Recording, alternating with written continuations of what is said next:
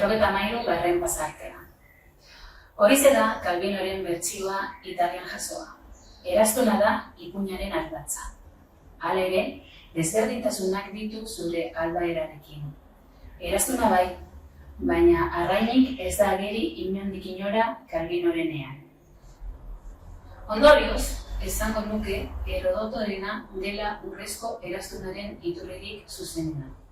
Herodotok historia liburua Kristo aurretik 5. mendean idatzi zuen gutxi gora behera, eta garaiko ahozko kulturako gauza ugari jaso zituen bertan. Tartean, urrezko eraztunaren ipuina, hauxe bera. Bazen Polikrates izeneko errege bat Grezialdean.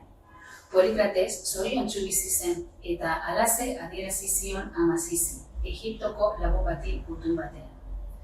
Polikratesek esan zion zoriontsu bizi zela, ez zuela kexurik, bizitzari ez ziola ezer gehiago eskatzen, zegoen bezala jarraitzea baino.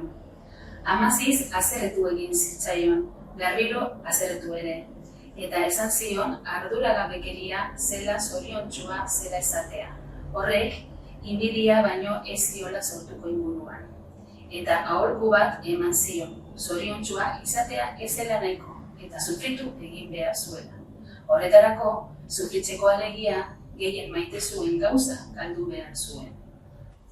Polikrates pentsakor geratu zen, baina azkenik ama Sis adiskidearen esana jarraitzea deliberatu zuen.